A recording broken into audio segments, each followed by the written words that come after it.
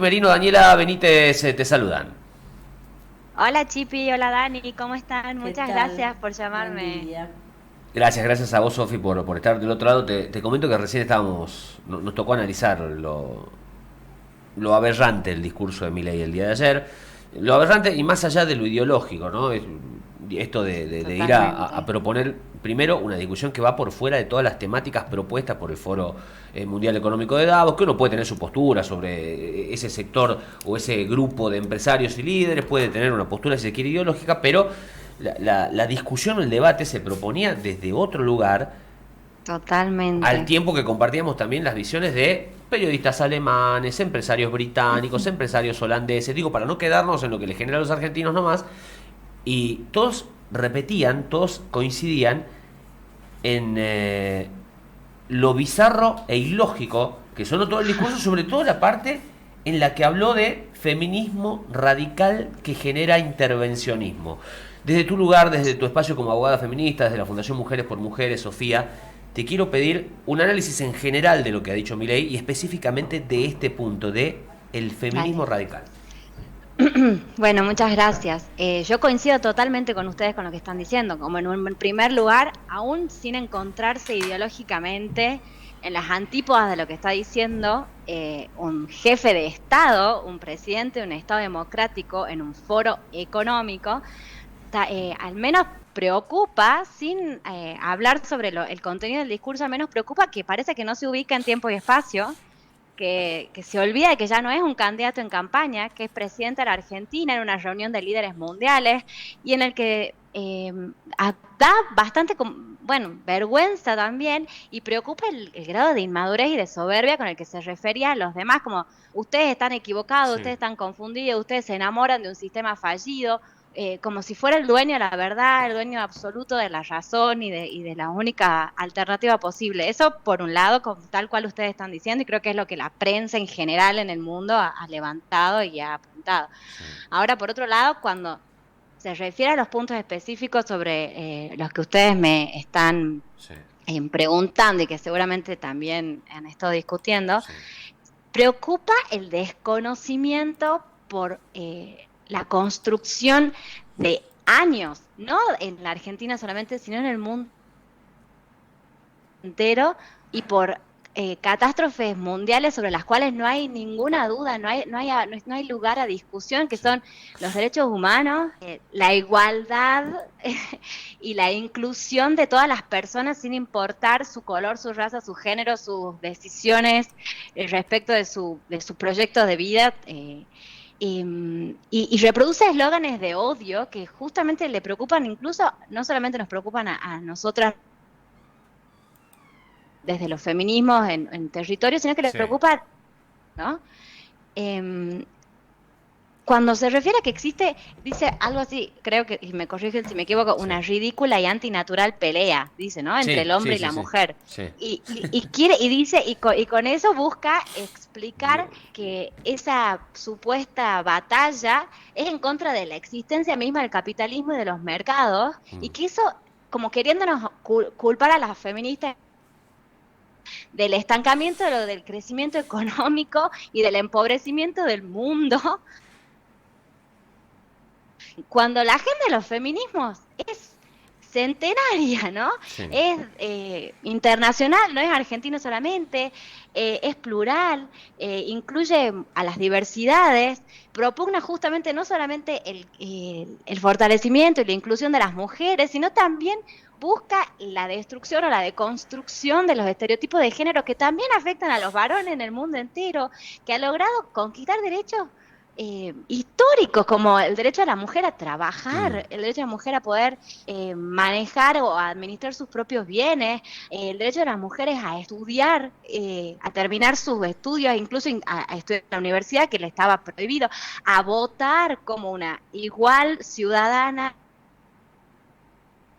como los varones, Mm. y bueno, eso llevándolo más más cerca en el tiempo, los derechos relacionados con la procreación, con la salud sexual, Sí. con el aborto ante un embarazo no deseado.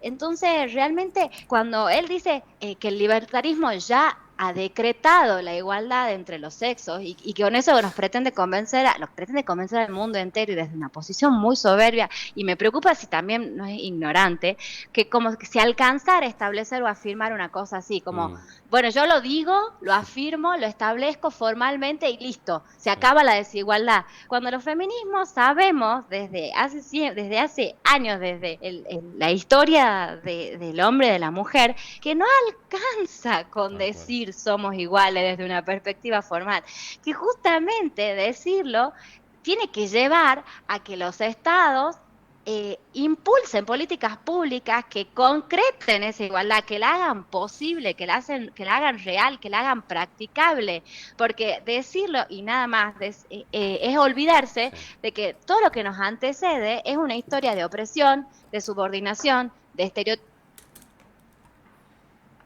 roles, de negación. De hecho, el desconocimiento de esas diferencias que sí existen históricas hace imposible que la igualdad sea real. Es como si se estuviera burlando, ¿no? Bueno, yo lo afirmo y listo, se alcanza. Y con eso simplemente lo que hace es profundizar la exclusión, profundizar la desigualdad. De alguna manera, yo insisto, no sé si es perverso, ignorante, pero es peligrosísimo lo que está sosteniendo. Ahora, lo que pretende es el crecimiento económico, implementando medidas o proponiendo que se implementen medidas de libertad de mercado, cuando justamente sabemos que cuando dejamos al mercado actuar así libremente, quienes más sufrimos somos las mujeres, porque existe un fenómeno, y esto no es un invento, no es un mito, esto es producción científica del mundo entero. Existe la feminización de la pobreza, que es saber que las mujeres, o sea, las jefas de hogar de los hogares pobres, son mujeres que tienen que sostener personas, infancias, niños y niñas, adolescentes y adultos mayores y adultas mayores que recaen sobre ella, que además siempre son quienes están en condiciones más desiguales de trabajo, en condiciones de trabajo en negro, en condiciones de precarización laboral, en condiciones de salarios inferiores al que perciben los varones por igual tarea. Todo eso sumado a lo que ya sabemos bien, que es las cargas de trabajo en el hogar, las tareas de cuidado sobre las cuales no se percibe ninguna remuneración.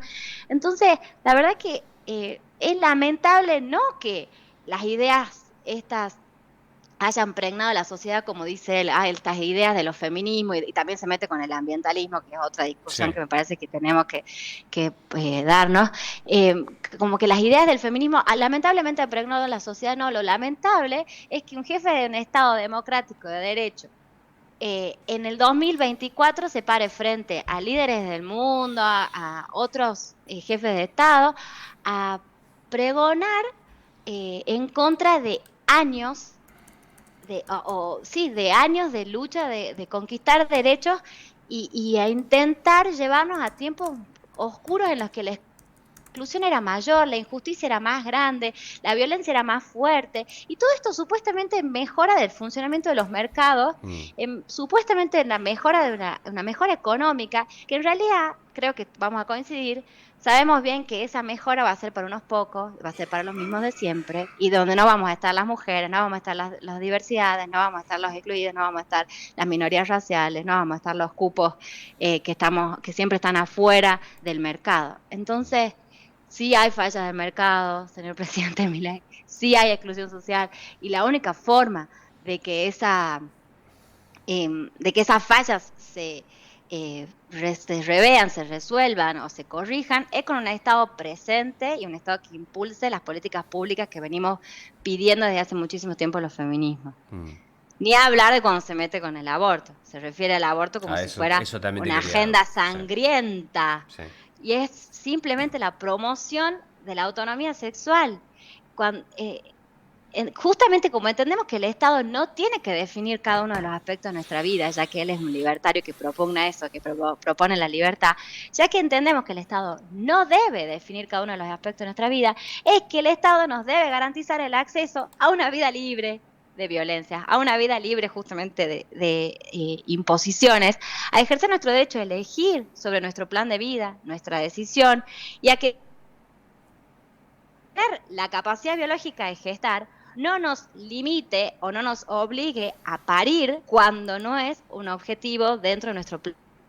Esa libertad a la que tanto valor le asigna no sería posible sin la promoción de los derechos y la garantía de los derechos que la ley 2762 en Argentina y en otros países del mundo que también garantiza el acceso al aborto es lo que permite. O sea, incluso es importante remarcar que hay informes ya que desde la implementación de la ley de interrupción voluntaria del embarazo 27.610 que regula no solamente el acceso al aborto sino también a la atención post-aborto, han disminuido los índices de embarazo adolescentes y han disminuido el índice de muerte de por abortos clandestinos. Entonces, realmente es un desprecio por la vida de determinadas personas lo que está predicando el presidente Javier Milei cuando dice estas ideas disparatadas en espacios internacionales como lo que ha hecho ayer. Cuando escucho, más allá por supuesto, Sofía, del análisis esto de los disparates en línea general, desde el año 0 al 1800 el PBI se mantuvo estable. Yo te juro que lo comparto ya. A ver, te cuento que ayer lo pasamos en vivo, nosotros lo pasamos de pe a pa, de principio a fin, en vivo. Y digo, no quiero reaccionar desde un análisis ideológico, inmediatamente finalizado el discurso del presidente, pero es un mamarracho. O sea, Imperio Romano, los romanos germánicos, Sacro Imperio, Imperio Carolingio, Heptarquia Británica, China, Merovingio, bajo los Valois. ¿De qué habla? ¿De qué habla? ¿Quién llevaba la cuenta? San Pedro.